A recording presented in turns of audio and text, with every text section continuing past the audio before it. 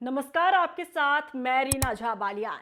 अंकिता भंडारी हत्याकांड में viral audio clip से सनसनी फैलाने वाली उर्मिला सनावर कई दिनों से अंडरग्राउंड जाने के बाद अचानक से देहरादून पहुंची तो सूबे में और हलचल पैदा हो गई।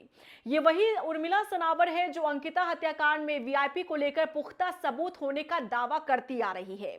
अंकिता भंडारी हत्याकांड मामले में अचानक से सोशल मीडिया पर आकर वीआईपी के नाम का खुलासा करने वाली उर्मिला सनावर ने सूबे की सरकार के नाक में दम करके रख दिया है।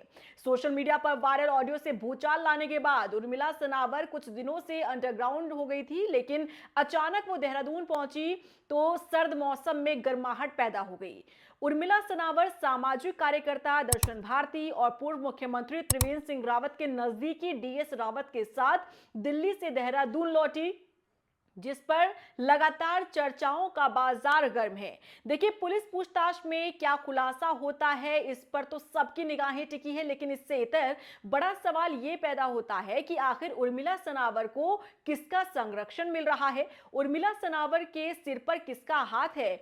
आखिर उर्मिला को इतना फेवर कौन दे रहा है। डीएस रावत के साथ उर्मिला का नजर आना बहुत कुछ इशारा कर रहा है। सवाल यह है कि जो लोग सड़क पर उतरकर अंकिता भंडारी को इंसाफ दिलाने की मांग कर रहे हैं, प्रदर्शन कर रहे हैं, यानी विपक्षी दल कांग्रेस, क्या उर्मिला को उनका साथ मिल रहा है, या फिर वो पार्टी जो सत्ता में बैठकर जनता के विकास और सुरक्षा की बात करती है, लेकिन उसी बीजेपी ने अपनी ही पार्टी को मुश्किलों में डाल दिया है, या फिर वो लोग जो सीएम धामी के हितैषी बनते हैं, लेकिन सीएम धामी की कुर्सी के इर्द गिर्द ही घूमने वाले लोग सीएम धामी के खिलाफ काम करते हुए नजर आ रहे हैं। क्योंकि समझने वाली बात यह है कि अंकिता भंडारी मामले में दोषियों को सजा मिलने के बाद, वो भी इतने समय बीतने के बाद, आखिर कैसे और क्यों उर्मिला सनावर का जमीर जाग उठा।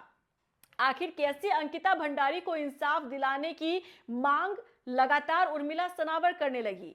जिस उत्तराखंड की बेटी अंकिता का नाम सही तरह से उर्मिला जानती भी नहीं थी, अचानक एक दिन वो आती है और सोशल मीडिया पर इतना बड़ा खुलासा कर देती है। वीआईपी के नाम का खुलासा किया उर्मिला सनावर ने, जो कि बीजेपी के प्रदेश प्रभारी दुष्यंत गौतम हैं। अब इसमें कितनी सच्चाई है ये तो जांच के बाद ही साफ हो पाएगा। लेकिन इन सबके इतर जो सवाल उठता है वो ये कि जो कुछ उर्मिला सनावर की तरफ से किया जा रहा है और जो कुछ वो कर रही है, इसके पीछे आखिर किसका हाथ हो सकता है। क्या पर्दे के पीछे कोई और खेल खेल रहा है? क्या ये सब सोची समझी साजिश हो सकती है? क्या उत्तराखंड की धामी सरकार के खिलाफ कोई षड्यंत्र रचा जा रहा है? क्या बीजेपी की अपनी ही पार्टी की लुटिया डुबोने का काम कर रहे हैं, या फिर विपक्ष की अपनी सोची समझी साजिश हो सकती है क्योंकि सियासी जमीन तलाश रही है कांग्रेस? और क्या कांग्रेस नेताओं द्वारा ऐसा किया जा रहा है? क्योंकि देखिए, प्रदेश का माहौल तो ये बता रहा है कि अंकिता भंडारी हत्याकांड मामले में जन आक्रोश कम होता दिखाई नहीं दे रहा है, लोग प्रदर्शन कर रहे हैं। वहीं इस बीच उर्मिला सनावर का देहरादून आना, वो भी डीएस रावत के साथ, जो इशारा करता है कि अब तक अंडरग्राउंड चल रही उर्मिला को बीजेपी के नजदीकियों के साथ जो देखा जा रहा है, कहीं ऐसा तो नहीं कि बीजेपी के ही लोग उर्मिला सनावर को शय दे रहे हों। क्योंकि डीएस रावत की बात करें, जो पूर्व सीएम त्रिवेंद्र सिंह रावत के नजदीकी हैं, और आपको यह भी याद दिला दें कि त्रिवेंद्र सिंह रावत ने ही कथित वीआईपी के नाम के खुलासे के बाद एक ऐसा बयान दे दिया था जिसने बीजेपी को असहज कर दिया था। त्रिवेंद्र सिंह रावत ने यह कहा था कि मामला बहुत गंभीर है और इस पूरे मामले में चाहे मेरा बेटा हो, मेरा भाई हो, चाहे मेरा कोई सगा संबंधी ही क्यों ना हो, इस पूरे मामले में जांच होनी चाहिए, कार्रवाई होनी चाहिए।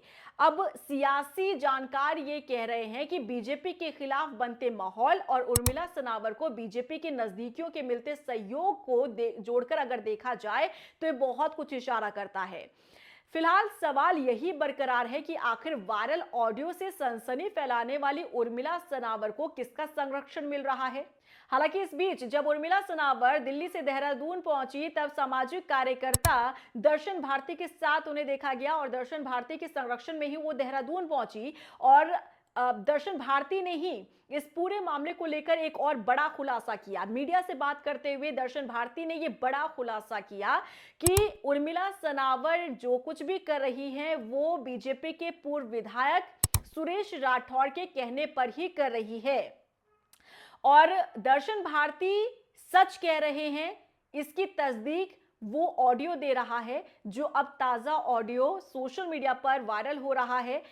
उर्मिला सनावर और बीजेपी के पूर्व विधायक सुरेश राठौर के दोनों के बीच की ये बातचीत है, जिसमें उर्मिला सनावर रोती हुई नजर आ रही है और वो रो कर कह रही है कि आखिर तुम क्यों दुष्यंत गौतम को बदनाम करना चाहते हो। लेकिन उधर से जोर दिया जा रहा है सुरेश राठौर की तरफ से कि तुम्हें उसका नाम लेना होगा और अगर तुम ऐसा नहीं करोगी तो तुम्हारा और मेरा संबंध जो है इसीलिए खराब हो रहा है।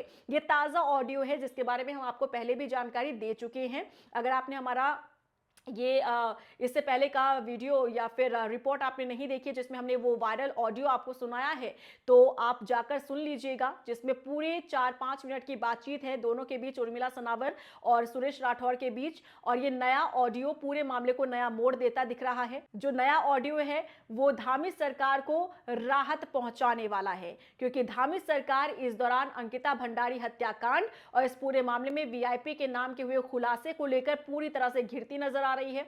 पहाड़ से लेकर मैदान तक लगातार प्रदर्शन किया जा रहा है, लोग आक्रोशित हो रहे हैं, यहां तक कि उत्तराखंड बंद का भी ऐलान कर दिया गया 11 तारीख को।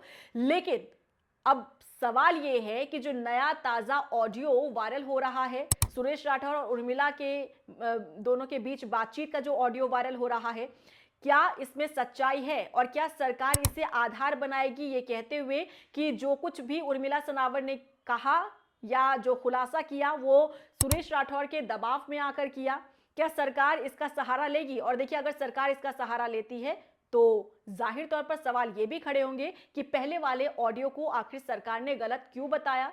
सरकार ने, सीएम धामी ने ये क्यों कहा कि एक वायरल ऑडियो के सहारे हम किसी को जज नहीं कर सकते। अब बहुत बड़ा सवाल सरकार के सामने खड़ा है। एक तरफ सरकार को राहत मिलती नजर आ रही है नए ऑडियो के जरिए, तो वहीं अगर नए ऑडियो का सहारा सरकार लेती है तो सवाल सरकार पर भी खड़े होंगे कि अगर इस पर बिलीव सरकार कर रही है, विश्वास कर रही है नए ऑडियो पर, तो पुराने ऑडियो पर क्यों नहीं? आपको क्या लगता है, क्या वाकई में जो नया ऑडियो है क्या ये एआई क्रिएटेड तो नहीं? और अगर इसमें सत्यता है तो क्या वाकई में सुरेश राठौर ने अपनी ही पार्टी के खिलाफ और अपने ही नेता को बदनाम करने के लिए सब कुछ षड्यंत्र रचा, जिसके बाद पूरे प्रदेश में, उत्तराखंड में भूचाल सा आ गया? आपको क्या लग रहा है? कमेंट सेक्शन में जाकर जरूर बताइएगा। और क्या ये नया ऑडियो पूरे मामले को एक नया मोड़ देता हुआ नजर आ रहा है, या फिर जो कुछ खुलासा किया उर्मिला सनावर ने वो सच था? क्योंकि उर्मिला सनावर देहरादून पहुंची, 6 घंटे तक एसआईटी ने पूछताछ की है उर्मिला सनावर से। और क्योंकि उर्मिला ने देहरादून पहुंचने के बाद यह भी कहा कि मेरे पास सबूत है और मैं ये सबूत एसआईटी को, पुलिस को दूंगी। एसआईटी ने क्योंकि बुधवार को 6 घंटे तक उर्मिला सनावर से पूछताछ की है और इस पूछताछ में क्या कुछ निकला फिलहाल ये बाहर नहीं आ पाया है, ये जानकारी सामने नहीं आ पाई है।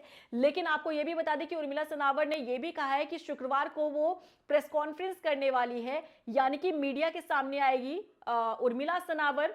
अब देखना ये दिलचस्प होगा कि आखिर वो प्रेस कॉन्फ्रेंस में क्या खुलासा करती है।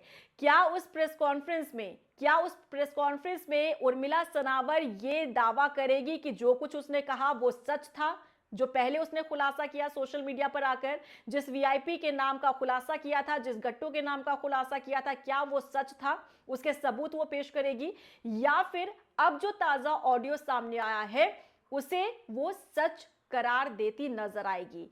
हर तरफ, हर किसी के जहन में बहुत से सवाल अब घूम रहे हैं। अब देखना होगा कि आखिर उर्मिला सनावर क्या खुलासे करती है और पुलिस पूछताछ में क्या कुछ वो सबूत और तथ्य सामने रखती है। क्या सरकार की मुश्किलें बढ़ेंगी या फिर सरकार को राहत मिलती नजर आएगी? आपको क्या लगता है? कमेंट सेक्शन में जरूर बताइएगा।